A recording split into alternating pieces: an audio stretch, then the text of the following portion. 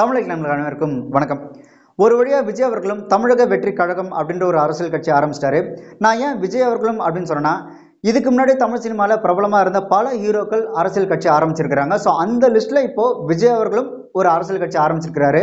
But இவரோட இந்த அரசியல் கட்சி அப்படின்றது 10ஓட 11 இருக்குமா, அப்படின்னா தமிழ்நாட்டு அரசியல்ல தனித்துவம் வாய்ந்த ஒரு கட்சியா இருக்குமா அப்படின்றது இனிமே போக போக தான் தெரியும். ஆனா விஜய் அவர்கள் தன்னோட ரசிகர்களுக்கு அரசியல் ஆசையை தூண்டிவிட்டு, தோ வரேன், அதோ வரேன், தோ கிளம்பிட்டேன், தோ ரெடி ஆயிட்டேன், போர் வரும்போது வரேன், போர் அடிக்கும் போது வரேன் அப்படின்னு சொல்லி அவரோட ரசிகர்களையும் மக்களையும் ஏமாத்தாம உடனே தோ வந்துட்டேன் அப்படின்னு சொல்லி அரசியல் கட்சி ஆரம்பிச்சதுன்றது கொஞ்சம் உண்மையிலே பாராட்டக்கூடிய ஒரு விஷயம் தான். ஒரு அரசியல் கட்சி தொடங்கி ஒரு நாட்டோட முதல்வராகி இந்த நாட்டு மக்கள் ஆள்வதற்கு நடிகன் அப்படின்ற ஒரு தகுதி மட்டும் போதுமா அப்படின்னு கேட்டீங்கன்னா அது ஒரு கேள்விக்குறி தான். ஏன்னா இங்க எல்லாத்துக்கும் ஒரு தகுதி இருக்கு. டாக்டர் அப்படின்னா அதுக்கு ஒரு தகுதி இருக்கு, இன்ஜினியர் ஐஏஎஸ்னா அதுக்குன்னு ஒரு தகுதி இருக்கு.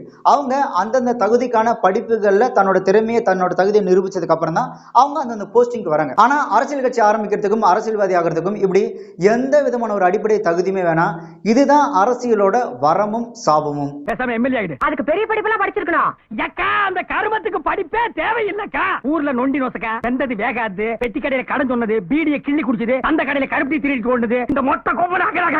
ஆனா யோசிச்சு பார்த்தா ஒருத்தர் தலைவராகி மக்களை ஆள்வதற்கு மக்களுக்காக போராடி மக்களின் குரலா நின்று மக்களோட மக்களை வாழ்வனா இருக்கணும். அப்படி இருக்கிற ஒருத்தர் மட்டும்தான் உண்மையான நேர்மையான ஒரு அரசியல் தலைவராகவும் ஒரு மக்கள் தலைவராகவும் இருக்க முடியும். ஆனா நான் சினிமால பெரிய ஹீரோ, என்னோட திரைப்படங்கள்ல ஏழைங்களுக்கு நான் வாரி வழங்கியிருக்கிறேன், என்னோட எல்லா சொத்தையும் திரைப்படங்களை ஏழைங்களுக்காகவே எழுதி வச்சிருந்தேன், என் படத்துல பல ஏழைகளை நான் காப்பாத்திருக்கிறேன், ஏழைங்களுக்கு எதிராக நடக்கிற மக்களுக்கு எதிராக நடக்கிற பல அநியாயங்களை என்னோட திரைப்படங்களை தட்டி கேட்டிருக்கேன், அதை பார்த்து அந்த மக்கள் என்ன நம்புறாங்க, அதனால நான் அரசியல் கட்சி ஆரம்பிச்சு சிஎம் ஆகி என்னோட திரைப்படங்களை ஏழைங்களை எப்படி காப்பாற்றணும், அநியாயத்துக்கு எதிராக எப்படி நான் போராடணும், அதே மாதிரி நிஜத்திலும் இந்த நாட்டு மக்களுக்காக நான் போராட போறேன், அதனால நான் கட்சி ஆரம்பிக்கிறேன் அப்படின்றது நியாயமே இல்லாத ஒரு விஷயம். சீஃப் மினிஸ்டர் தான் அவ்வளவு சீப்பா போயிடுச்சுல. நினைச்சவன் எல்லாம் சிஎம்.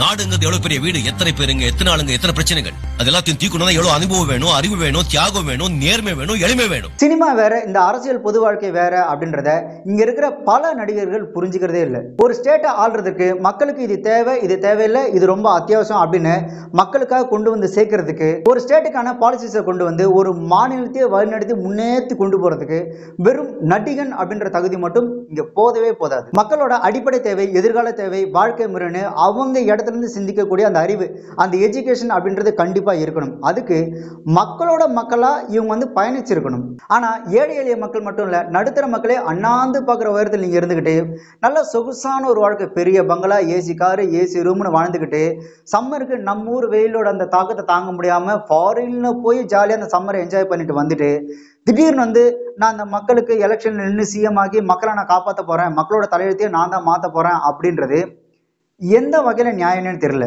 இப்போ விஜய் அவர்கள் கட்சி ஆரம்பிச்ச மாதிரி இதுக்கு முன்னாடி பல நடிகர்கள் கட்சி ஆரம்பிச்சிருக்கிறாங்க. சிவாஜி கணேசன் அவர்கள், பாக்யராஜ் அவர்கள், சரத்குமார், டிஆர், கார்த்தி, ஏன் இப்ப கமல் சார் கூட கட்சி ஆரம்பிச்சார் இல்லையா? இவங்க எல்லாரும் கட்சி ஆரம்பிக்கும் போது எப்படி ஆரம்பிச்சாங்க அப்படின்னா, இந்த தமிழ்நாட்டோட அரசியல் தலையெழுத்தையே மாற்றக்கூடிய ஒரு மிகப்பெரிய மாற்று சக்தியை நாங்க தான் அப்படின்னு பயங்கர பரபரப்பாக தான் கட்சி ஆரம்பிச்சாங்க. ஆனா போக போக அவங்களோட கட்சியை எப்படி வழிநடத்துன்னு தெரியாம, அந்த கட்சியை எப்படி கொண்டு போறதுன்னே தெரியாம ஒரு சீட்டுக்கும் 2 சீட்டுக்கும் பெரிய கட்சி கிட்ட கொண்டு போயிட்டு தன்னோட கட்சியை அப்படியே அடமானம் வச்சு அதுக்கப்புறம் அந்த 1 சீட்டு 2 சீட்டும் கிடைக்காம அந்த கட்சியை காணாம போன வரலாறுலாம் இங்க நிறையவே இருக்கு. இதுல என்ன காமெடினா, அப்படி ஒரு கட்சி இருக்கிறதே நமக்கு தெரியாது, நம்ம சுத்தமா மறந்துருப்போம். ஆனா இந்த எலெக்ஷன் டைம் வந்தா மட்டும் போதும், திடீர்னு வந்து ஒரு பிரஸ் மீட் கொடுப்பாங்க, இந்த எலெக்ஷன்ல நாங்க பங்கு பெறதா இல்லையா அப்படின்னு நாங்க இந்த செயற்குழு பொதுக்குழு மீட்டிங் வச்சு நாங்க முடிவு பண்ணுவோம் அப்படின்வாங்க. அதெல்லாம் கேட்கும்போது காமெடியா இருக்கும். ஏன்னா அந்த கட்சியில மொத்தமே 2 பேரா தான் இருப்பாங்க. ஒண்ணு கட்சி ஆரம்பிச்சது, இன்னொன்னு அவங்களோட வைஃபா இருப்பாங்க. சொந்த புள்ள கூட அந்த கட்சியில உறுப்பினரா இருக்காது. சோ அந்த அளவுக்கு இவங்க பண்ற அந்த அட்ராசிட்டிலாம் பயங்கரமா தான் இருக்கும். கஷ்டமோ நஷ்டமோ நாம் நிற்க வேண்டும், தனியாக நிற்க வேண்டும், நிற்க மக்கள் என்ன நினைக்கிறார்கள் என்று தெரிந்து கொள்ள வேண்டும். கூட்டணி அமையாத பட்சத்தில் we'll do it, no problem. நாங்கள் வந்து 234 தான் we have to run around.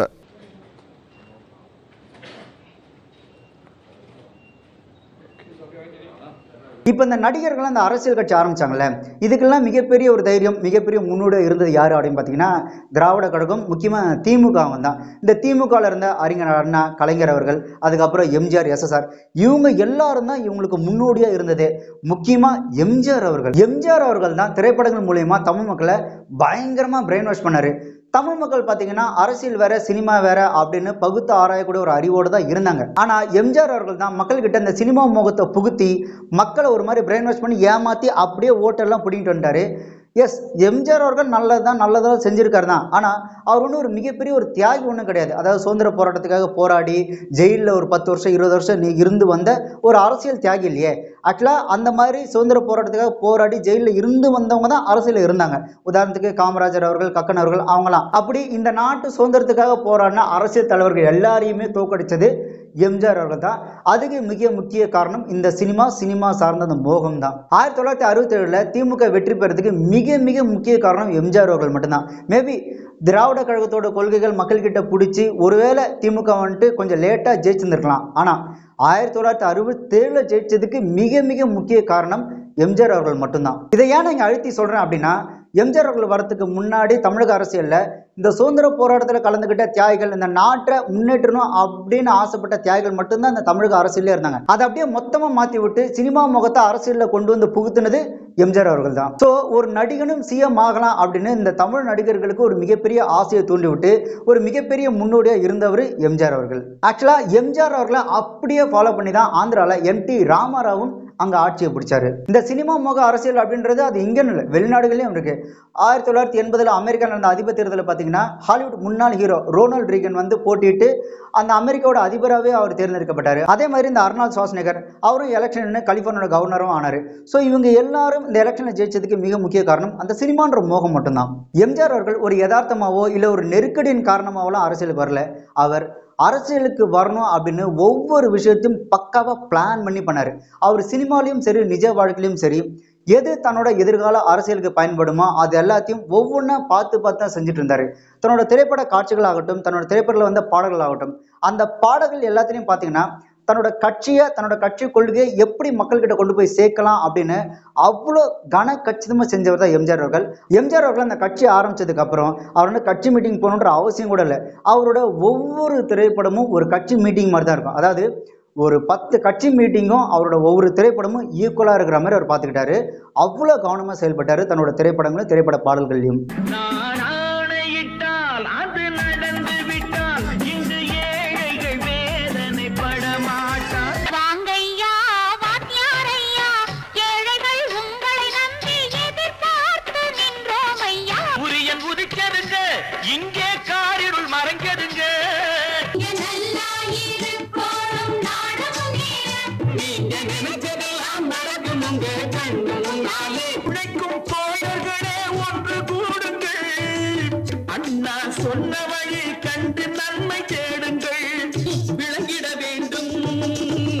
விளங்கிட வேண்டும் வெற்றியை நாளை சரித்திரம் சொல்லும் இப்படை தோற்கின் எப்படை வெல்லும். அவர் ஒரு சின்ன விஷயம் பண்ணா கூட அது பயங்கரமா பிரபலமா மக்கள்கிட்ட போய் சென்றடையணும் அப்படின்றதுல ரொம்ப கவனமா இருந்தார். அது பேர் இந்த ஷோ ஆஃப் அப்படின்னு சொல்லுவாங்க. சில பேர் பார்த்தீங்கன்னா சின்னதாக செஞ்சுட்டு அது ரொம்ப பெருசாக பூதாகரமாக பார்த்தீங்கன்னா நான் எவ்வளோ பெருசாக செஞ்சுட்டேன் அப்படின்னு சொல்லுவாங்களே. ஸோ அந்த ஷோ ஆஃபை எம்ஜிஆர் அவர்கள் பயங்கரமாக செஞ்சார் மக்கள் மத்தியில். இதை பார்த்த மக்கள் அடேங்கப்பா எம்ஜிஆர் எவ்வளோ நல்லவராக இருக்கிறாரு அப்படின்னு அவரையும் சிஎம் ஆக்கிட்டாங்க. எம்ஜிஆர் அவர்களுக்கு அப்புறம் வந்த ரஜினி அவர்கள் பார்த்தீங்கன்னா எம்ஜிஆர் அவர்களுக்கு அப்படியே நேர் ஆப்போசிட். அவருக்கு வந்து இந்த அரசியலுக்கு வரணும், மக்களை காப்பாற்றணும், மக்களுக்கு நல்லது பண்ணணும், அதெல்லாம் ஒன்றுமே கிடையாது. தன்னோட படம் நல்லா ஓடணும், பெரிய கலெக்ஷன் அடிக்கணும், பெரிய வெற்றி பெறணும், இதுதான் அவரோட ஒரு மிகப்பெரிய ஒரு இலக்காவே இருந்தது. தன்னோட ரசிகர்களுக்கும் சரி மக்களுக்கும் சரி பெருசா நல்லது பண்ணும் அப்படின்ற எண்ணம் அவருக்கு அப்பவும் இருந்ததில்லை, இப்பவும் இருந்ததில்லை. ஆனா ரஜினி அவர்கள் மேல இந்த அரசியல் சாயம் புக காரணம் அவரோட ரசிகர்களோட அந்த ஒரு மிகப்பெரிய எதிர்பார்ப்பும் அவருக்கு கொடுக்கப்பட்ட அரசியல் ரீதியான நெருக்கடிகள் தான் காரணம். எம்ஜிஆர் அவர்கள் தமிழ் சினிமாவில் ஒரு நம்பர் 1 ஸ்டார் ஆகி அரசியல் கட்சி ஆரம்பிச்சு அதுக்கப்புறம் ஒரு சிஎம் ஆகி ஒரு கலக்குனாரு. இப்போ அதே மாதிரி எம்ஜிஆர் அவர்களோட அந்த ஸ்டார் அந்தஸ்துக்கு நீங்க வந்துட்டீங்க. அப்போ அடுத்து என்ன பண்ணணும்? எம்ஜிஆர் மாதிரியே நீங்களும் அரசியல் கட்சி ஆரம்பிச்சு நீங்களும் சிஎம் ஆகணும், அதனால நீயும் அரசியலுக்கு வா தலைவா அப்படின்னு விருப்பமே இல்லாத ரஜினி அவர்களை அவரோட ரசிகர்கள் வம்படியா பிடிச்சி இழுத்தாங்க. ஆனா ரஜினி அவர்கள் இந்த தமிழ் மக்களும் சரி தன்னோட ரசிகர்களும் சரி தன் மீது ஒரு முட்டாள்தனமான ஒரு நம்பிக்கையும் ஆசையும் வச்சிருக்கிறாங்க அப்படின்றத ரொம்ப தெளிவாக புரிஞ்சுட்ட ரஜினி அவர்கள் இவங்களோட அந்த ஆசையை, இந்த அரசியல் ஆசையை தன்னோட திரைப்படங்களுக்கு கலெக்ஷன் உண்டு பண்ற ஒரு கருவியா அவர் பயன்படுத்திக்கிட்டாரு. அதனாலதான் ரஜினி அவர்கள் தன்னோட ஒவ்வொரு திரைப்படம் ரிலீஸ் ஆகும்போதும் நான் அரசியலுக்கு இதோ வர அதோ வர இதோ கிளம்பிட்டா அப்படின்னு ரசிகனை உசுப்பேத்தி அதன் மூலமா தன்னோட திரைப்படங்களுக்கு ஒரு மிகப்பெரிய ஒரு லாபத்தை பார்த்தாரு. மற்றபடி ரஜினி அவர்களுக்கு ஒரு மிகப்பெரிய ஒரு அரசியல் ஈடுபாடோ இல்ல அரசியல் ஞானமோ இல்ல அரசியல் அறிவோ பெருசாலாம் கிடையாது. ரசிகனோட அந்த ஆசையை தன்னோட சினிமா லாபத்துக்காக பயன்படுத்திக்கிட்டாரு, அவ்வளவுதான். அந்த வகையில விஜயை பார்த்தோம் அப்படின்னா அவரும் கிட்டத்தட்ட ஒரு எம்ஜிஆர் மாதிரி தான். தன்னோட எதிர்கால அரசியலுக்கு என்னெல்லாம் தேவையோ அதை ஒன்னொன்னா பக்காவா பிளான் பண்ணி கொஞ்சம் கொஞ்சமா மூவ் பண்ணி தான் இப்போ வந்துட்டு ஒரு அரசியல் கட்சி அவர் ஆரம்பிச்சிருக்கிறாரு. பட் அவர் ரஜினி மாதிரி இதோ வர அதோ வரன்னு ஏமாத்தாம உடனே வந்தது அப்படின்றது அது ஒரு நல்ல விஷயம். ஆனா இந்த இடத்துல நம்ம இன்னொரு விஷயத்த ரொம்ப தெளிவா புரிஞ்சுக்கணும். எம்ஜிஆர் அவர்களும் சரி ரஜினி அவர்களும் சரி அவங்க அரசியலுக்கு வரும்போது மக்கள் அவங்க ரெண்டு பேரையும் நீங்க தான் அரசியலுக்கு வரணும், நீங்க வந்து தான் எங்களை ஆளணும், நீங்க வந்து தான் நாட்டோட சிஎம் ஆகணும், நீங்க தான் எங்களுக்கு தலைவனா வரணும் அப்படின்னு எம்ஜிஆர் அவர்களையும் ரஜினி அவர்களையும் மக்கள் வலுக்கட்டாயமா இழுத்தாங்க. ஆனா விஜய் அவர்களுக்கு அப்படி இல்லை. நீங்க தான் வரணும், நீங்க வந்து தான் எங்களை காப்பாற்றணும், நீங்க தான் அந்த நாட்டை ஆளணும் அப்படின்னு விஜய் அவர்களை மக்கள் வம்படியான இழுக்கல. விஜய் அவர்கள் தான் வம்படியா அரசியலுக்கே வராரு. இதை நம்ம தெளிவா புரிஞ்சுக்கணும். எம்ஜிஆர் அவர்களை கலைஞர் அவர்கள் கட்சி விட்டு நீக்கினதுக்கு அப்புறம் எம்ஜிஆராலேயே ஜெயிச்சுட்டு எம்ஜிஆர் நீங்க வெளியே அமைச்சிட்டீங்களா அப்படின்னு எம்ஜிஆர் அவர்கள் மேல இருந்த மக்களோட அந்த அனுதாபமும்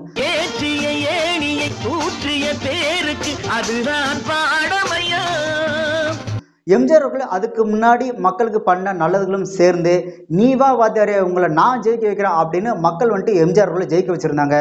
கோட்டை கட்டி கொண்டாட்டம் போட்ட கூட்டங்கள் என்னானது.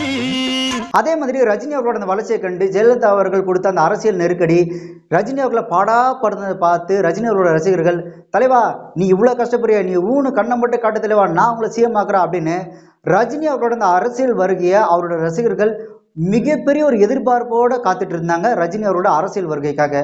நான் இந்த தமிழ்நாட்டுக்கே ராணி மாதிரி. அம்மா நீங்க தமிழ்நாட்டுக்கே ராணி மாதிரி, நான் தமிழ்நாட்டுக்கே விடுங்க, அதை ஏன் வாயிலே சொல்லிக்குவாங்க. என்னதான் துணிச்சல் இருந்தாலும் பெண்கள் பொறுமையா இருந்தாதான் பெருமையா வாழ முடியும். வாடி வண்டி ஓட்டிட்டாயா மேடை ஏற முடியுமா? யார பார்த்து என்ன கேள்வி கேக்குற? இது என்ன மேடை? அவர் எந்த மேடையா இருந்தாலும் ஏறுவாரு, தைரியமா பேசுவாரு, ஆடுவாரு, பாடுவாரு. பாக்குறியா என்ன முத்து? அந்த பொண்ணு அது மட்டும் பேசிட்டு இருக்கு, நீ பேசாம உட்கார்ந்திருக்க. மேடையில போய் கொஞ்சம் விளையாட்டுவாமா. ஐயோ நமக்கு எதுக்கு இந்த வேண்டாத வேலையே இல்ல. அட சும்மா இருப்பா, ஏதோ சின்ன பொண்ணு தெரியாம பேசிடுச்சு. ஐயா இப்படி சொன்னா இவர் கேட்க மாட்டாருப்பா. நாம தான் அவர் மேடையை ஏத்தி விடணும். வாங்கப்பா.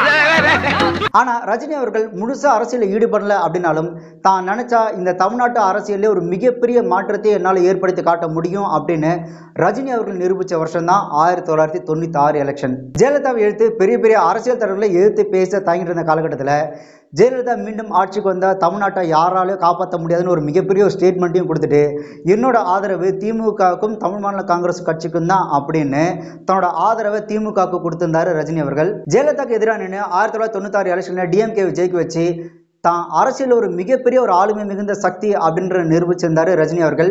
1996 எலெக்ஷனில் டிஎம்கே ஜெயிக்கிறதுக்கு ஒரு மிக முக்கிய காரணமே ரஜினி அவர்கள் தான். ரஜினி அவரோட முகத்தை காமிச்சு தான் டிஎம்கே பார்த்தீங்கன்னா 96 எலெக்ஷனில் ஓட்டு கேட்டே ஜெயிச்சாங்க. தமிழக அரசியலில் எம்ஜிஆர் அவர்களும் சரி ரஜினி அவர்களும் சரி ஒரு மிகப்பெரிய ஒரு வலிமை மிகுந்த ஒரு மாற்று சக்தியாக தெரிந்தாங்க. அவங்க கூட விஜய் அவர்களை கம்பேர் பண்ணும்போது அவ்வளோ பெரிய ஒரு அரசியல் மாற்று சக்தியாக விஜய் அவர்கள் இருக்காங்களா அப்படின்னு கேட்டால் அது கிடையாது. தமிழக அரசியலில் ஒரு மிகப்பெரிய மாற்று சக்தியாக இருந்த எம்ஜிஆர் அவர்கள் சிஎம் ஆனாரு, அரசியலில் பயங்கரமாக ஜொலிச்சார். ஆனால் அதே மாதிரி ஒரு மிகப்பெரிய மாற்று சக்தியாக இருந்த ரஜினி அவர்கள் அரசியலில் பெருசாக ஜொலிக்கல. ஏன்னா எம்ஜிஆர் அவர்கிட்ட ஒரு நிலையான கொள்கையும் தீர்க்கமான முடிவும் இருந்தது. நான் அரசியலுக்கு வரேன், உங்களுக்கு நான் கண்டிப்பாக நல்லது பண்ணுவேன் அப்படின்னு சொன்னது மட்டும் இல்லாமல் அதுக்கேற்ற மாதிரி ஒவ்வொரு நடவடிக்கையும் ஈடுபடுத்திக்கிட்டாரு. அதை வந்து மக்கள்கிட்ட நிரூபிச்சுட்டே இருந்தார். ஆனால் ரஜினி அவர்கள் அப்படி இல்லை. என்னடா நம்ம தலைவர் இப்படி சொதப்புன்னு சொதப்புறாருன்னு ஒரு சொதப்பல் தலைவராக தான் ரஜினி அவர்கள் ஈடுபட்டு இருந்தாங்க. ரஜினி அவர்களுக்கு நிலையான கொள்கையும் தீர்க்கமான முடிவுன்றது இருந்ததே கிடையாது. நிஜத்துல அரசியல் கருத்துக்களை பேசிக்கிட்டு அரசியலுக்கு இதோ வரேன் அதோ வரேன் அப்படின்னு ரசிகர்கள் ஒரு பக்கம் உசுப்பேத்திக்கிட்டு இந்த பக்கம் படத்துல பாத்தீங்க அப்படின்னா நமக்கெல்லாம் எதுக்குப்பா அரசியல் அப்படின்ற மாதிரி கட்சியும் வேணாம் கொடியும் வேணாம் அப்படின்றது, கட்சியெல்லாம் இப்ப நமக்கு எதுக்கு காலத்தின் கையில் அதிகம் இருக்கு அப்படின்றது. அதுக்கப்புறம் பாத்தீங்கன்னா படத்துல அவர் அரசியலுக்கு வான்னு கூடும்போது அட நமக்கெல்லாம் எதுக்குப்பா அரசியல் அப்படின்னு மக்கள் ஒரு மாதிரி குழப்பிட்டே இருந்தாரு. ரஜினி அவர்களோட ரசிகர்களும் நம்ம தலைவர் இந்த படம் வரும்போது தன்னோட அரசியல் நிலைப்பாட்டை சொல்லுவாரு, அந்த படம் வரும்போது தன்னோட அரசியல் நிலைப்பாட்டை சொல்லுவாரு அப்படின்னு ரஜினியோட ரசிகர்களும் காத்திருந்து அவங்களோட காலங்கள் தான் போச்சு. எனக்கு கட்சியும் வேணாம் ஒரு கொடியும் வேணாம், கட்சி நம்ம கட்சி கட்சி எல்லாம் இப்ப நமக்கு அதுக்கு இப்ப ஏன்னு சொல்லுங்க. நட்டில கம்பத்தை கட்டில கோ அரசியல் வேணாம் சொன்னா கேட்கல. அரசியலுக்கு வாவான்னு கூப்பிடுறேன் சார். எங்க வர? நான் நல்லா இருக்கிறது உங்களுக்கு பிடிக்கலையா? நீங்க மட்டும் நல்லா இருந்தா போதுமா? மக்கள் நல்லா இருக்கணும்ல. உங்களுக்கு தான் எல்லாத்தையுமே வெற்றியாச்சே. இதுலயும் பூந்து பாத்திர வேண்டியதானே எல்லாம். இப்ப என்ன பார்ட்டி ஆரம்பிக்கலாமா? பர்த்டே பார்ட்டி ஆரம்பிக்கலாம் சொன்னேப்பா.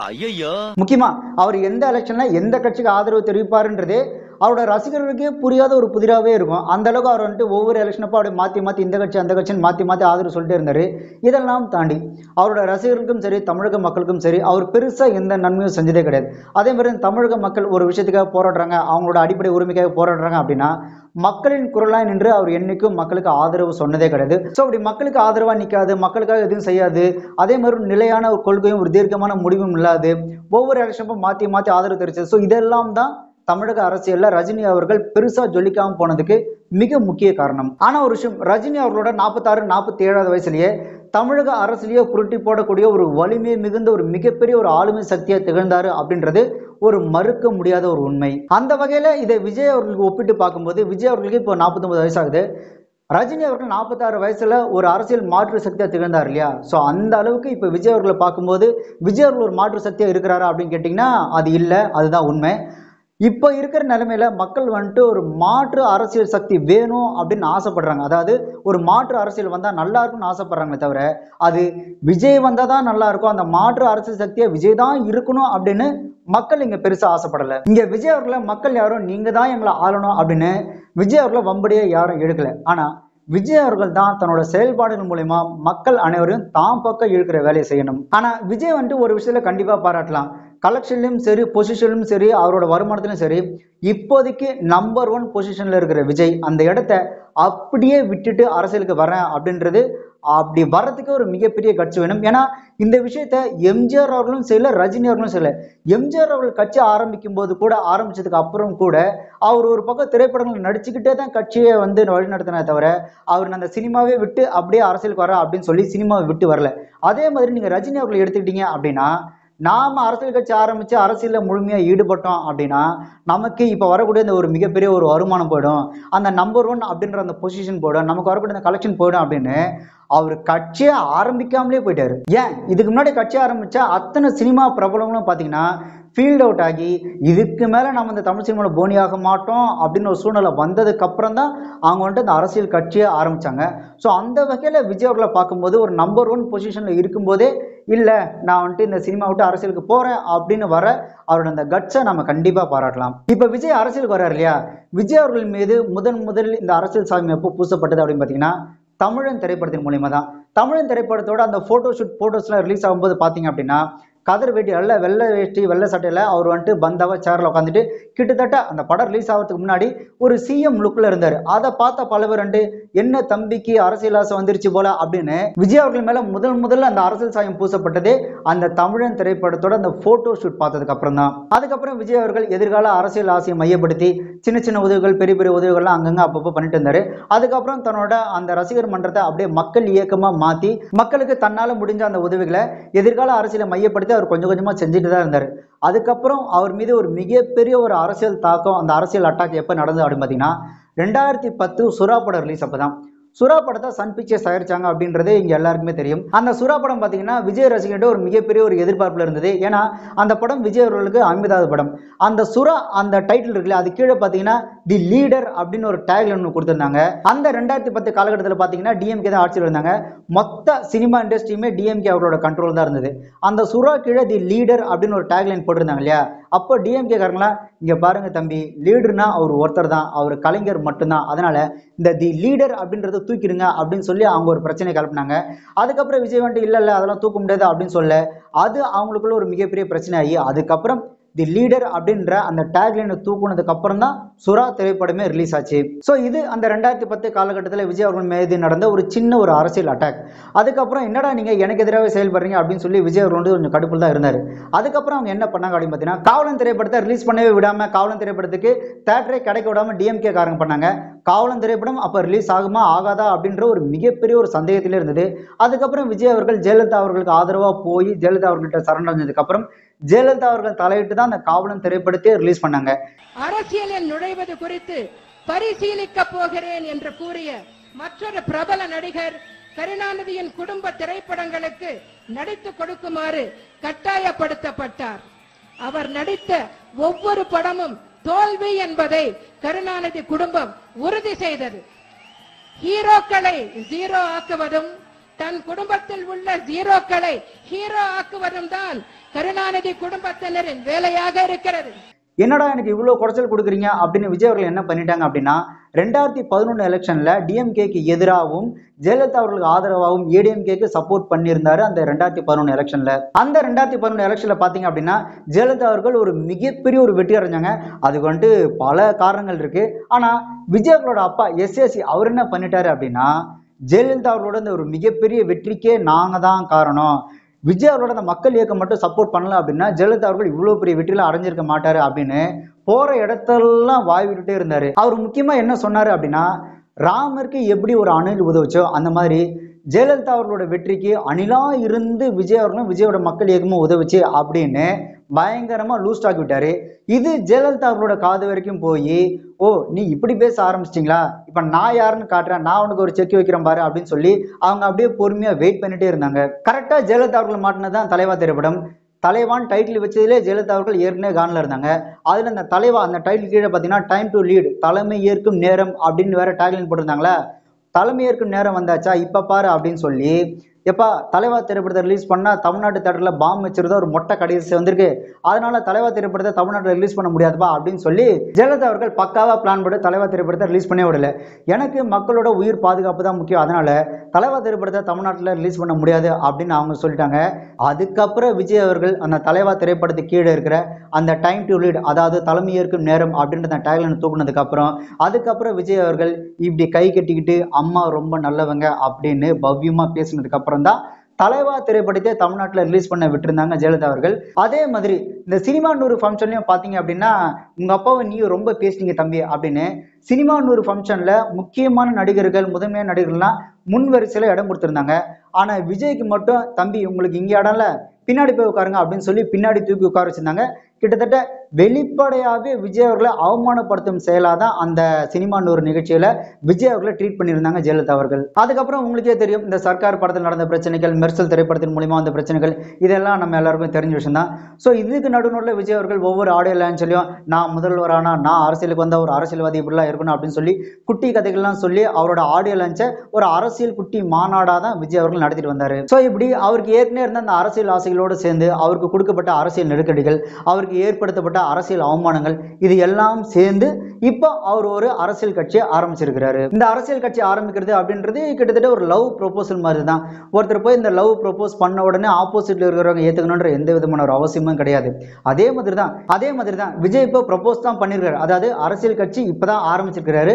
மக்கள் அவரை ஏத்துப்பாங்களா இல்லையான்றது போக போக தான் தெரியும். அவர் மக்களுக்காக என்னெல்லாம் பண்றாரு, மக்களின் குரலா நின்று மக்களுக்காக என்னெல்லாம் பேசுறாரு, மக்களுக்காக என்னெல்லாம் போராடுறாரு, மக்களுக்காக அவர் எவ்வளவு தூரம் காத்திருக்கிறாரு அப்படின்றத பொறுத்து தான் மக்கள் வந்துட்டு அவரோட ப்ரொபோசலை அவரோட கட்சியை வந்துட்டு ஏற்றுப்பாங்க. அது வரைக்கும் விஜய் அவர்கள் பொறுமையாக தான் இருக்கணும். அதே மாதிரி விஜய் அவர்கள் இன்னொரு விஷயத்தையும் தெளிவாக புரிஞ்சுக்கணும்.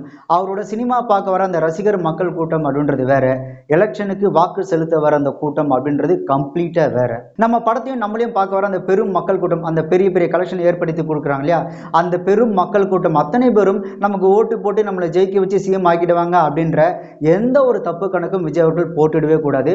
இதுக்கு வந்துட்டு மிகச்சிறந்த உதாரணம் யாரு அப்படின்னு பார்த்தீங்கன்னா தெலுங்குல இருக்கிற பவன் கல்யாண் அவர்கள். தெலுங்கு ஆக்டர் பவன் கல்யாண் நம்ம எல்லாருக்குமே தெரியும். தெலுங்குல பவன் கல்யாண் அவர்கள் ஜனசேனா பார்ட்டி அப்படின்னு ஆரம்பிச்சாரு. அவர் இந்த ஜனசேனா பார்ட்டி ஆரம்பிச்சு அவர் இந்த மீட்டிங்லாம் போடும்போது பார்த்தீங்க அப்படின்னா அவ்வளோ கூட்டம். அந்த கூட்டத்தை பார்க்கும்போது மற்ற அரசியல் கட்சிகளே ஒரு பக்கம் மிரண்டாங்க, என்னடா இவ்வளோ கூட்டம் வருது பவன் கல்யாணுக்கு அப்படின்னு. பவன் கல்யாணுக்கு வந்து அந்த கூட்டத்தை பார்க்கும்போது அவ்வளோதான், இவரு தான் இனிமே சிஎம், இனிமே இங்கே யாருமே ஆட்சி செய்ய முடியாது, பவன் கல்யாண் தான் அடுத்த சிஎம்ன்ற அளவுக்கு அவ்வளோ பெரிய கூட்டம் வந்தது. ஆனால் பவன் கல்யாண் பார்த்தீங்கன்னா எலெக்ஷன்ல வந்துட்டு ஒரு 8 தொகுதியில் வந்துட்டு போட்டியிருந்தாரு அவரோட கட்சி சார்பா. அந்த 8 தொகுதியிலையும் டெபாசிட் கூட வாங்கல. இதை ஏன் சொல்றேன் அப்படின்னா பவன் கல்யாண் மீட்டிங் போடும்போது ஒரு மிகப்பெரிய ஒரு கூட்டம் வந்ததுல, அந்த கூட்டம் வந்த அத்தனை பேரும் ஓட்டு போட்டிருந்தா கண்டிப்பா அவர் ஏதாவது ஒரு தொகுதியில ஜெயிச்சிருப்பாரு. முக்கியமா டெபாசிட் எடுக்கிற அளவுக்குலாம் ஆகியிருக்காது. ஆனா அவரை பார்க்க வந்த அத்தனை கூட்டமும் ஒரு நடிகரை பார்க்க வந்த கூட்டம் அப்படின்றது அந்த 8 தொகுதியிலும் டெபாசிட் இழந்தா பாருங்க, அப்போதான் அவருக்கே தெரிஞ்சிருக்கும். ஸோ சினிமாவில் ஒரு நடிகனை பார்க்க வர அந்த ரசிகர் கூட்டம் மக்கள் கூட்டம்ன்றது வேறு, வாக்கு செலுத்த வர மக்கள் கூட்டம்ன்றது வேறுன்றத நம்ம பவன் கல்யாணை பார்த்தே தெரிஞ்சுக்கலாம். இன்னொன்று, அரசியலில் பொறுமை ரொம்ப ரொம்ப முக்கியம். நீங்கள் எப்போ பொது வாழ்க்கைக்கு வந்துட்டீங்களோ அப்போவே உங்களுக்கு தகுதியே இல்லாத ஆட்கள், உங்களுக்கு ரொம்ப உங்கள் முன்னாடி நிற்கக்கூட ஒரு தகுதி இல்லாத ஆட்கள்லாம் பார்த்தீங்கன்னா உங்களை வந்துட்டு சரம் மாதிரியே சகட்டு மேனிக்கு எதிர்த்து பேசுவான், உங்களை மரியாதைலாம் பேசுவான், உங்கள் மேலே பார்த்தீங்கன்னா பல விமர்சனங்களும் பல குற்றச்சாட்டுகளும் வைப்பான். அது எல்லாத்தையும், அந்த விமர்சனங்கள் எல்லாத்தையும் நீங்கள் நாகரிகத்தோடு எதிர்கொண்டு அதுக்கு நாகரிகமான பதிலை கொடுக்கணும். அந்த அளவுக்கு பொறுமை ரொம்ப ரொம்ப முக்கியம். ஆனால் விஜய் அவர்கள் ரொம்ப பொறுமையானவரா அப்படின்னு கேட்டிங்கன்னா என்னை பொறுத்த வரைக்கும் கிடையாது. விஜய் அவர்களை பொறுத்த வரைக்கும் அவருக்கு எதிராக ஒரு விமர்சனமோ கருத்தோ சொல்லிட்டாங்க அப்படின்னா அவருக்கு வந்துட்டு இம்மீடியட்டாக இல்லை ஏதோ ஒரு வகையில் கண்டிப்பாக ரிப்ளை பண்ணியே ஆகணும் அப்படின்னு ஒரு சிந்தனை உள்ளவர் தான் விஜய் அவர்கள். அதுலேயும் அவர் கொடுக்குற அந்த ரிப்ளை இருக்குல்ல, அதில் பார்த்தீங்கன்னா ஒரு மிகப்பெரிய ஒரு நக்கலும் நையாண்டியும் கலந்து தான் கொடுப்பாரு. உங்களுக்கு ரீசெண்டாக ஒரு உதாரணம் சொல்லணும் அப்படின்னா, மெர்சல் திரைப்படம் ரிலீஸ் ஆனதப்போ அந்த எச் ராஜா அவர்கள் பார்த்தீங்கன்னா ஜோசப் விஜய் அப்படின்னு சொல்லி பார்த்தீங்களா, இது வந்துட்டு ஜோசப் விஜய், அதனால தான் இவன் வந்துட்டு கோயில் வேணாம் அந்த இடத்துல ஆஸ்பத்திரி கட்டுங்கன்னு சொல்லி சொன்னான், ஏன்னா இவன் வந்துட்டு ஒரு கிறிஸ்டின் அப்படின்னு சொல்லி எச் ராஜா பார்த்தீங்கன்னா ஒரு போஸ்ட் ஒன்று போட்டிருந்தாரு. அதை பார்த்த விஜய் அவர்கள் என்ன பண்ணிட்டாரு அப்படின்னா, இப்போ பேர் நான் உனக்கு பதில் அளிக்கிறேன் அப்படின்னு அவருக்கு பதில் அளிக்கிற விதமாக ஒரு அறிக்கை ஒன்று விட்டுருந்தாரு. இப்போ இந்த கட்சி ஆரம்பிக்கும் போது ஒரு அறிக்கை ஒன்று விட்டுருந்தாருல, அதில் பார்த்தீங்கன்னா விஜய் எப்படி இருந்தார், நார்மலாக வந்துட்டு நல்லா நெத்தியில் வந்துட்டு ஒரு குங்குமம் வச்சுட்டு அவர் சாதாரணமாக தானே இருந்தார். ஆனால் அந்த எச் ராஜாக்கு அளிக்கப்பட்ட அந்த அறிக்கையில் பார்த்தீங்க அப்படின்னா ஜோசப் விஜய் அப்படின்னு மென்ஷன் பண்ணது மட்டும் இல்லாமல் ஜீசஸ் சேவ்ஸ்ன்றதையும் அந்த டாப்ல வந்து மென்ஷன் பண்ணியிருந்தாரு. ஸோ இப்படி அந்த ரிப்ளைல கூட ஒரு மிகப்பெரிய ஒரு நக்கல் கலந்த ஒரு ரிப்ளை கொடுப்பாரு. அதே மாதிரி சர்க்கார் படத்தோட அந்த பிரச்சனை ஆச்சுல்ல, அந்த ஏடிஎம்கே காரங்க வந்துட்டு சர்க்கார் படம் ரிலீஸ் ஆனப்போ பல பிரச்சனை பண்ணாங்க. அவங்கள நக்கல் அடிக்கிற விதமாக சர்க்கார் படத்தோட அந்த சக்ஸஸ் பார்ட்டின்னு ஒன்று வச்சு அந்த கேக்கில் பார்த்தீங்கன்னா அந்த இலவசமாக கொடுக்குற இந்த மிக்சி கிரைண்டரு அதெல்லாம் வச்சு தான் கேக்கே வெட்டினாப்புல. அந்த அளவுக்கு நக்கல் பிடிச்ச ஆளு, முக்கியமாக தகுந்த பதிலடி கொடுக்கணும்னு நினைக்கக்கூடிய ஒரு ஆள். ஸோ இவர் எப்படி இந்த அரசியல்வாதியோட கேள்விகளையும் அந்த அரசியல் விமர்சனங்களையும் எதிர்கொள்றாரு, பொறுமையாக ஹேண்டில் பண்ணுறாருன்றதை நாம பொறுத்துன்னு தான் பார்க்கணும். அதே மாதிரி விஜய் அவர்களை காலி பண்ணணும் அப்படின்னா அவங்க முதல்ல விஜய் அவர்களோட அந்த இமேஜை உடைக்கணும் அப்படின்னு தான் பார்ப்பாங்க. ஸோ அந்த இடத்துல வந்துட்டு விஜய் அவர்கள் ரொம்ப கவனமாக இருக்கணும். ஏன்னா பிற தொழிலையும் சரி, சினிமாலையும் சரி, அரசியலையும் சரி, ஒருத்தரோட இமேஜை காலி பண்ணிட்டாங்க அப்படின்னா அவரை ஈஸியாக ஓரம் கட்டிடலாம். ஸோ விஜய் அவரோட இமேஜை எப்படிலாம் டேமேஜ் பண்ணலாம் அப்படின்ற மாதிரி தான் எதிரில் இருக்கிற ஆளுங்க கண்டிப்பாக யோசிப்பாங்க. அதே மாதிரி விஜயை முடிஞ்ச அளவுக்கு ட்ரோல் மெட்டீரியலாக மாற்றணும் அப்படின்னு ட்ரை பண்ணுவாங்க. எப்படி விஜயகாந்த் அவர்கள் ஒரு ட்ரோல் மெட்டீரியலாக மாற்றி அவர் வந்து ஓரம் கட்டினாங்களோ அந்த மாதிரி விஜயும் ட்ரோல் மெட்டீரியலாக மாற்றுறதுக்கு ட்ரை பண்ணுவாங்க. இதையெல்லாம் நடக்காம விஜய் அவர்கள் தான் பார்த்துக்கணும். ஒரு நடிகன் அரசியலுக்கு வரலாமா அப்படின்னு கேட்டீங்கன்னா என்னை பொறுத்தவரை அது ஒரு நியாயமே இல்லாத ஒரு விஷயம் தான். ஏன்னா இங்கே மக்களுக்காக போராடிய பல பேர் இன்னமும் இருக்கிறாங்க. அவங்கள மாதிரி மக்களுக்காக எந்த ஒரு இடத்துலையும் போராடாம உடனே நான் அரசியல் தலைவனாகி இந்த மக்கள் ஆள போறேன் அப்படின்னு ஒரு நடிகன் வர்றது அப்படின்றது சுத்தமா நியாயமே இல்லாத ஒரு விஷயம்தான். ஆனா இப்ப இருக்கிற அரசியல் நிலவரம் அப்படி இல்லை. மக்களுக்காக எந்த வகையிலையும் போராடாம சொகுசான வாழ்க்கை, ஏசி காரு, ஏசி ரூமு, நான் ஏற்கனவே சொன்னேன் இல்லையா, இந்த ஊர் வெயில் ஒத்துக்காம ஃபாரின்ல போய் ஜாலியா இருந்து வர மாதிரி வாழ்ந்துட்டு இந்த கட்சி சின்ன எங்களோட பரம்பரை சொத்து, நான் இவரோட அரசியல் வாரிசுன்னு இந்த வாரிசுன்ற ஒரே ஒரு காரணத்துக்காகவே மக்கள் கிட்ட எந்த ஒரு கான்டாக்டும் இல்லாத, மக்களுக்காக போராடாத இந்த வாரிசுகள் அரசியலுக்கு வந்து எம்எல்ஏ, எம்பி, சிஎம்னு ஆகும்போது விஜய் மாதிரியான நடிகர்கள் அரசியலுக்கு வரலாம் அப்படின்ற மாதிரி தான் தோணுது. நீங்க யோசிச்சு பாருங்க, இப்ப இருக்கிற அரசியல்வாதிங்க கொஞ்சமாவது மக்களுக்கு ஆதரவோ மக்களுக்கு நேர்மையான ஒரு அரசியலை பண்ணியிருந்தாங்க அப்படின்னா இந்த விஜய் மாதிரி நடிகர்கள்லாம் அரசியலுக்கு வர வேண்டிய அவசியமே கிடையாது. ஆனா என்ன, இந்த ஜனநாயக நாட்டில் 18 வயசு நிரம்பிய யார் வேணா அரசியலுக்கு வரலாம். அந்த மாதிரி விஜய் அவர்கள் அரசியலுக்கு வராதும் அவரோட விருப்பம். ஆனா விஜய் அவர்களை அரசியல் வந்ததுக்கு அப்புறம் அவர் வேணுமா வேணாமான்னு ஏத்துக்காதும் மக்களோட விருப்பம். ஏன்னா இந்த மக்களை பொறுத்த வரைக்கும் ஒவ்வொருத்தருக்கும் ஒவ்வொரு தனிப்பட்ட விருப்பம் இருக்கு. இந்த மக்களோட ஒவ்வொரு தனிப்பட்ட விருப்பம் இருக்கு இல்லையா, அது எல்லாம் சேர்ந்து மக்களோட ஒட்டுமொத்த விருப்பமா விஜய் அவர்கள் மாறினால் விஜய் அவர்கள் ஜெயிக்கலாம். பட் எனக்கு பர்சனலா விஜய் அவர்களோட அந்த அரசியல் செயல்பாடுகளை எனக்கு ரொம்ப பிடிச்ச விஷயங்கள் எதுன்னு பார்த்தீங்கன்னா, முதல் விஷயம் அவர் அந்த கல்விக்காக உதவுனது. என்னை பொறுத்த வரைக்கும் கல்விக்காக யார் ஒருத்தர் உதவுறாங்களோ அவங்க கொலையே பண்ணாலும் அவங்களை சப்போர்ட் பண்ணலாம் அப்படின்றதான் என்னோட கருத்து. ஏன்னா ஒருத்தருக்கு இந்த பணம் கொடுத்து உதவுறதை விட ஒருத்தனுக்கு நீங்க கல்வி கொடுத்து உதவுனீங்க அப்படின்னா அவன் குடும்பத்தை பார்த்துப்பான். அதே மாதிரி அவன் ஒரு 10 பேரை படிக்க வைப்பான், அந்த 10 பேர் இன்னும் 10 பேரை படிக்க வைப்பாங்க. இப்படி ஒரு சமுதாயமே முன்னேறி மேலே வரும். ஸோ கல்வின்றது ரொம்ப ரொம்ப முக்கியமான ஒரு விஷயம். உங்களுக்கு இன்னும் எளிதாக சொல்லணும் அப்படின்னா, நாம இப்போ ஏடிஎம்ல பணம் எடுக்க போறோம். யாரோ ஒருத்தர் ஏடிஎம்ல பணம் எடுக்க தெரியாத ஒரு நபர் வந்து எனக்கு அந்த ஏடிஎம்ல பணம் எடுக்க தெரியல, கொஞ்சம் பணம் எடுத்து கொடுங்க அப்படின்னு கேட்டாங்க அப்படின்னா நாம அவங்களுக்கு பணம் எடுத்து கொடுக்கறது அப்படின்றது ஒரு மனிதமான செயல். அதை நம்ம கண்டிப்பாக செய்யணும். அதை விட இன்னொரு முக்கியமான ஒரு விஷயம், பணத்தை எப்படி எடுக்கிறது அப்படின்னு நாம் அவங்களுக்கு சொல்லி கொடுத்தோம் அப்படின்னா அடுத்த தடவை அவன் நம்மள வேற யாருமே எதிர்பார்க்க வேண்டிய அவசியமே இல்லை. அவங்களே வந்து அந்த பணத்தை எடுத்துட்டு அவங்களே போடுவாங்க. ஸோ மற்றவங்களை டிபெண்ட் பண்ணி வாழ வேண்டிய அவசியம் அவங்களுக்கு இருக்காது. இதுவும் கிட்டத்தட்ட ஒரு கல்வி முறை மாதிரி தான். நாம ஒருத்தருக்கு பிச்சை இடுவதை விட அவங்களுக்கு தகுந்த கல்வியை கொடுத்தோம் அப்படின்னா அவன் அவனோட வாழ்க்கையும் சரி, அவனோட குடும்பத்தோட வாழ்க்கையும் சரி, ஏன் அவன் ஊர் மக்களோட வாழ்க்கையும் அவன் சேர்த்து முன்னேற்றி கொண்டு போடுவான். ஸோ கல்வின்றது ரொம்ப ரொம்ப முக்கியமானது. இந்த மாதிரி கல்விக்கு விஜய் அவர்கள் இந்த கல்வி ஊக்கத்தொகை கொடுத்து உதவினார் இல்லையா? ஸோ அந்த ஒரு விஷயம் எனக்கு ரொம்பவே பிடிச்சிருந்து. அதே மாதிரி மனித வாழ்க்கைக்கும் இந்த சமூக முன்னேற்றத்திற்கும் யாரை பின்பற்றணும் யாரை பின்பற்றக்கூடாது அப்படின்னு விஜய் அவர்கள்கிட்ட இருந்த அந்த தெளிவு, அதாவது அம்பேத்கர் பெரியார் காமராஜரை படிங்க அப்படின்னு, இந்த சமுதாய மாற்றத்துக்கும் மனித முன்னேற்றத்திற்கும் யாரை படிச்சா ஒரு மாற்றமும் முன்னேற்றமும் வருமோ அவங்கள படிங்க அப்படின்னு அவர் அந்த தீர்க்கமான ஒரு சிந்தனையில இருக்கிறார்ல. ஸோ அந்த ஒரு தெளிவான அந்த தீர்க்கமான சிந்தனையும் எனக்கு ரொம்பவே பிடிச்சிருந்து. மூணாவது ரொம்ப ரொம்ப முக்கியமானது, பிறப்புக்கும் எல்லா உயிருக்கும் அப்படின்னு அவர் அந்த அறிக்கையில மென்ஷன் பண்ணுது. அதாவது பிறப்பால் அனைவரும் சமம். பிறப்பால் அனைவரும் சமம் அப்படின்றது கொள்கை இருக்குல்ல, அந்த கொள்கையை யார் கடைபிடிச்சு நடக்கிறாங்களோ, பிறப்பால எல்லாருமே சமந்தாண்டா அப்படின்னு யார் நினைக்கிறானோ அவன் தான் ஒரு உண்மையான மனுஷன், அவன் தான் ஒரு உண்மையான தலைமை, அவன் தான் ராஜா. ஸோ இந்த 3 விஷயங்களை பார்க்கும்போது விஜய் அவர்களோட அந்த தமிழக வெற்றி கழகம் அப்படின்றது மக்களை முன்னேற்றி கொண்டு போகணும் அப்படின்ற ஒரு நல்ல எண்ணத்தோட செயல்படுவாங்க அப்படின்ற ஒரு சின்ன நம்பிக்கை எனக்குள்ள இருக்கு. இன்னொன்னு, விஜய் அவர்களோட இந்த கட்சியின் மூலியமா நிறைய இளைஞர்கள் அரசியலில் ஈடுபடுவாங்க அப்படின்ற ஒரு எண்ணமும் எனக்குள்ள இருக்கு. அதே மாதிரி விஜய் அவர்கள் இருக்கக்கூடிய ஒரு மிகப்பெரிய ஒரு பிளஸ் பாயிண்ட் என்ன அப்படின்னு பாத்தீங்கன்னா வாலண்டியர்ஸ். இந்த மற்ற அரசியல் கட்சிகள்லாம் பார்த்தீங்கன்னா கூட்டம் சேர்க்கறதுக்கு இந்த பணம் கொடுத்து சரக்கு கொடுத்துலாம் கூட்டம் சேர்க்குறாங்களா, அந்த ஒரு பிரச்சனை விஜய் அவர்கள்ட்ட கிடையவே கிடையாது. விஜய் அவர்கள் ஒரு சின்ன அறிக்கை கொடுத்தாலே விஜய் அவர்களோட அந்த பேச்சுக்காகவே ஒரு மிகப்பெரிய ஒரு இளைஞர் பட்டாளமே கூடும் அப்படின்றது விஜய் அவர்களுக்கு இருக்கக்கூடிய ஒரு மிகப்பெரிய ஒரு பிளஸ் பாயிண்ட். அடுத்து இன்னொரு முக்கியமான விஷயம், விஜய் அவர்கள் இந்த அரசியலுக்கு வரதா அறிவிச்ச உடனே அச்சோ இப்போ இன்னும் 2 படம் நடிச்சு அதுக்கப்புறம் விஜய் அவர்கள் படத்தில் நடிக்கவே மாட்டாரா, இதான் ஒரு கடைசி படமா அப்படின்னு விஜய் அவர்களோட நிறைய ரசிகர்கள் பார்த்தீங்கன்னா பயங்கரமா ஃபீல் பண்ணி பயங்கரமா ஸ்டேட்டஸ்லாம் வச்சு சுத்திட்டு இருக்காங்க. ஆக்சுவலாக ஒரு விஷயத்த கொஞ்சம் ப்ராக்டிக்கலாக யோசிச்சு பாருங்க. விஜய் அவர்களுக்கு இவ்வளோ பெரிய ஒரு ஃபேம் கொடுத்தது, இவ்வளோ பெரிய ஒரு வருமானத்தை கொடுத்தது, இவ்வளோ பெரிய ஒரு ரசிகர் பட்டாளத்தையும் மக்கள் கூட்டத்தையும் கொடுத்தது சினிமா தான். ஸோ அந்த சினிமாவை விட்டு விஜய் அவர்கள் கண்டிப்பாக போகலாம் மாட்டார். 2026 எலெக்ஷனுக்காக ஒரு சின்ன பிரேக் எடுக்கிறாரு, அவ்வளோதானே தவிர அவர் இந்த சினிமா விட்டுலாம் போக மாட்டார். ஸோ 2026 எலெக்ஷன் முடிஞ்சோன்னா அவர் மறுபடியும் சினிமாவுக்கு வந்துடுவார். இதில் இன்னொரு மிகப்பெரிய ஒரு பிஸ்னஸ் ஸ்டாட்டிக்ஸும் இருக்குது. நான் எலெக்ஷனுக்கு வரப்போகிறேன், அதனால் இதுதான் என் கடைசி படம் அப்படின்னு விஜய் அவர்கள் சொல்கிறதால அந்த படம் என்ன ஆகும் அப்படின்னு பார்த்தீங்கன்னா அந்த படத்துக்கு ஒரு மிகப்பெரிய ஒரு பிஸ்னஸ் வேல்யூ கூடும், அந்த படத்தோட பிஸ்னஸ் வேறு லெவலில் எகுரும். ஸோ அந்த படத்தை முடிச்சுட்டு அப்படியே விஜய் அவர்கள் அரசியல் போகும்போது பாரு, நான் அரசியல் போகும்போது கூட எனக்கு ஒரு மிகப்பெரிய ஒரு பிஸ்னஸ் வேல்யூ இருக்குது அப்படின்னு ஒரு மிகப்பெரிய ஒரு ஹைப்பை ஏற்றிட்டு தான் போவார். அதே மாதிரி அவர் எலெக்ஷனில் போயிட்டு அந்த எலெக்ஷன் எல்லாம் முடிச்சுட்டு ஒரு 4-5 மாதம் இல்லை அந்த ஒரு வருஷமா வச்சுங்களேன் அரசியல்லாம் முடிச்சுட்டு விஜய் அடுத்த படத்தை ஆரம்பிச்சிட்டாரு அப்படின்னு அந்த படத்துக்கும் ஒரு மிகப்பெரிய ஒரு ஹைப் ஆகும், ஒரு மிகப்பெரிய பிஸ்னஸ் ஆகும். ஸோ இதெல்லாம் பார்த்தீங்கன்னா ஒரு சினிமாவில் இருக்கக்கூடிய ஒரு சினிமா அரசியல், இது வந்து ஒரு சினிமா ஸ்டாட்டிக்ஸ் தான்.